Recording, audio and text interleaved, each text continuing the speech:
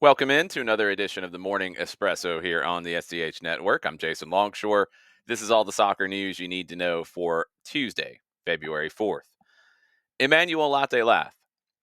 He's not an official Atlanta United player yet, but Tom Bogert, along with many others, have reported that the deal is completed. New MLS league record transfer to sign Latte Lath from Middlesbrough. Neither club has announced the move yet. The English window for incoming transfers has closed, and Middlesbrough did get the replacement nailed down in Kelechi Iheanacho on loan from Sevilla until the end of the season. Started his career at Manchester City, spent 7 years at Leicester, so he knows the league. He hasn't done well in La Liga, but he can be part of the collective to replace Emmanuel Latte Lath for Middlesbrough. That was a seemingly one of the dominoes to get this deal done. I don't know what other dominoes there were. I have a feeling this is one of those that there's a lot of stories that won't get told about how everything went down, even to the price tag, because it's been reported three different ways in the last 24 hours. Tom Bogert said 22 million plus add-ons. DiMarzio out of Italy, and remember, Emmanuel Latte Lath's agent is Italian, and it seems like used the Italian media at times in all of these negotiations. DiMarzio reported the fee at just over $21 million. Teesside Live in Middlesbrough reported the fee, converting pounds to US dollars, at nearly $28 million. Maybe that's plus the add ons. I don't know. This kind of goes back to the Miguel Almiron to Newcastle transfer and what that price tag was and what it actually was and what it was reported to be. And yeah, just smile and nod. That's about all you can do. It sounds like the deal is done. So I would say stay tuned. Announcements should be forthcoming. I don't know what else would hold it up at this point because everything fell into place on transfer deadline day. So, what does he bring to Atlanta United? I'm very intrigued to see it. First of all, I'm intrigued to see how long it's going to take to get him into training, get him into matches. He's going to be fit. We know he did leave his last Middlesbrough match in the 11th minute, but that was said to be precautionary, minor injury. And if he's going to have to deal with visa things, then okay, that might actually work out for recovery time. But how long till we see the best of him in an Atlanta United shirt? That's going to be a question mark that we really won't be able to answer until that's done. I'm fascinated by him as a player. I think he is a very good fit for Major League Soccer. I think he's a very good fit for the team that Chris Henderson and Ronnie Dyla are constructing. I think he's a good fit for Dyla's game model. It's just getting him into the group and seeing how all the pieces fit with Latte Lath up top, with Lobjanidze and Almiron on the wings, and with Moranchuk as the 10. That quartet has tons of potential on paper. Let's see how the chemistry is between the four of them. Other transfers involving MLS, Cucho Hernandez. He is off to Real Betis in La Liga. $16 million plus add ons. 25 years old, the Colombian international, 58 goals and 92 appearances for Columbus in all competitions. Helped win MLS Cup 2023, Leagues Cup 2024, CONCACAF Champions Cup final in 2024 as well. Best 11 in both of those seasons. MVP in MLS Cup in 2023. MLS MVP runner up in 2024. Some people felt like he should have won that over Lionel Messi. It's a tough one for Columbus to have to make this sale when they did. We talked about this from the Atlanta United Middlesbrough perspective. Now Columbus goes into the market and the European market is closed. So anybody they would want to buy, that club would have to be willing to sell them without bringing in a replacement. That's tough unless you go to Turkey, which their window is open for another week. Serie A's window closes today. Very difficult for Columbus, but also I don't think it's a surprise because rumors had been swirling about Cucho leaving Columbus for a while just because of how good he's been. It's not, I think, anything about being unhappy. I think it's down to he's been that good, and clubs are going to be interested if you're playing that well in a team like Columbus in a league like MLS. So he goes off to La Liga. We'll be fascinated to see how he does there. He goes back to Europe in a much better place than he was when he came to MLS. That is something that more and more players will do. When you go to Europe and it doesn't quite work out, come to MLS, do well, either stay and enjoy yourself and have a great career, or go back to Europe in another situation that is a better one for you. Cucho Hernandez has done that. And now we see what Columbus does up top. They do have Christian Ramirez. Can you count on him for 34 games in the league plus all the other competitions? We're going to find out.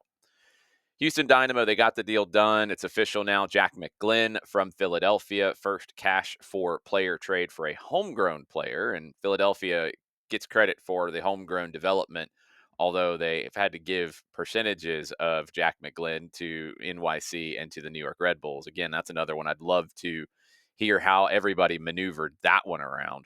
Philadelphia will get up to $3.4 million, 2.1 guaranteed, and it's a cash deal.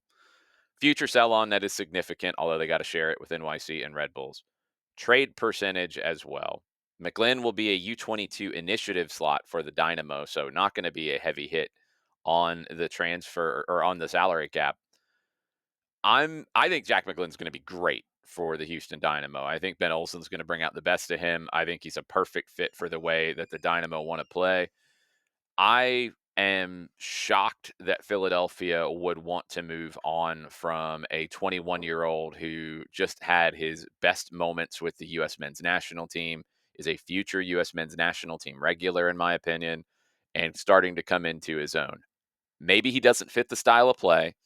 And if that's the case, and you're developing young talent like Jack McGlynn, and you have developed Brendan Aronson and Paxton Aronson, and now Kevin Sullivan and Quinn Sullivan, and so many others that are of this ilk, and they don't necessarily fit your style of play to get the best out of you, you might need to look at your style of play because there's just, to me, there's no way I would trade Jack McGlynn within the league with his potential, with his talent, what he's currently doing, and what he can become. There's just no way. We'll see what happens with Philadelphia, but I think Jack McGlynn's going to have a monster year for the Houston Dynamo.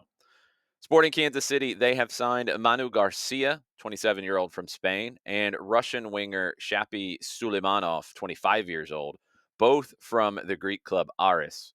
Garcia will be a designated player, 3-year MLS deal. Suleimanov is a 2-year MLS deal, 2 club option years. So Sporting Kansas City, they've also added Dejan Joveljic, maybe a different SKC in 2025. Lorenzo Insigne, according to DAZN Italia, he had the opportunity to leave Toronto on transfer deadline day. Real Valladolid in Spain wanted him. He rejected that move. Besiktas are trying to get a deal done before the Turkish window closes. We will see if Lorenzo Insigne is in Toronto when the season starts. Other news around the United States, the NASL, their antitrust lawsuit against U.S. Soccer and MLS, it took more than 7 years to come to trial in federal district court. The trial lasted 2 weeks. When the case went to jurors in Brooklyn on Monday, it took less than 2 hours to render the verdict in favor of U.S. Soccer and MLS. NASL failed to prove that either MLS or the U.S. Soccer Federation conspired to stunt its growth. There's going to be an appeal. Jeffrey Kessler, who was the NASL attorney, who has been involved in many of these sorts of lawsuits in the soccer world over the years, going back to the original North American Soccer League, he said there were some fundamental legal errors made which prevented the jurors from receiving important evidence or being instructed on the correct legal standards and claims. It's a pretty boilerplate kind of statement going into an appeal. Being around, I've said this before on Morning Espresso, being around the North American Soccer League as I was with the Atlanta Silverbacks and what I did with them and what I did with conversations that the NASL was having about bringing the Silverbacks back in late 2010 into 2011. No, it gets down to the league cannot prove that Major League Soccer or the U.S. Soccer Federation conspired to stunt its growth because they didn't. The NASL stunted their own growth in multiple ways, partnering with Traffic Sports, which ended up being a very big legal issue for lots of different individuals. Bringing the New York Cosmos into the league, which completely changed the trajectory that the league was on. The league was going to have the reserve teams from MLS in it. And the Cosmos came into North American Soccer League in 2013. They were not happy with Major League Soccer because they had tried to be in Major League Soccer as the second New York team instead of NYC before NYC became a thing. And they didn't want to pay the expansion fee, so they decided to try to go do their own thing. But they changed the trajectory of the NASL for the worse. The league folded in 27 after the 2017 season, um, after the Cosmos came in. So, look, the NASL had its issues that it created itself. They never met the standards for a Division II league, let alone a Division I league. You can file the lawsuits you want, but you can't prove that you were operating at a Division I level because you weren't. It didn't happen. I saw it firsthand. It wasn't going to happen.